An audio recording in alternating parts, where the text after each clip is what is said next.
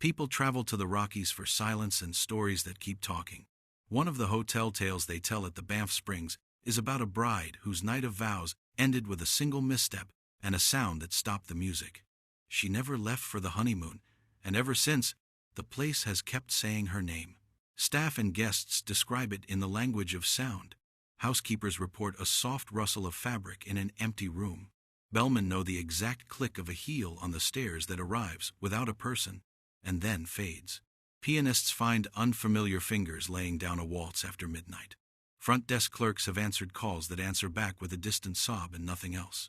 Late-night guests wake to the hush of whispered promises drifting along corridors that have no one walking them. A longtime porter remembers opening a door and hearing a puzzled, small question, "Where is everyone?"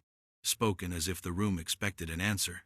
A night clerk once recorded a faint melody on a quiet shift. Piano notes separated by the uneven cadence of someone rehearsing vows. Maids admit they do one more check before leaving, because the silence feels less heavy when acknowledged out loud. Skeptics will say memory plays tricks, that architecture keeps the shape of sound and people supply the rest. That is part of it. But the story endures because it is human. Interrupted plans, a celebration that became a pause, love carrying on past the life that began it. Weddings continued, music returned, new voices layered over the old ones, but every toast now carries a momentary hush. If you ever find yourself awake in the hotel's late hours, listen for a piano that starts without hands, a breathy laugh, the soft rehearsal of a promise. Whether you call it ghost or echo, it asks the same thing, listen. The bride never left.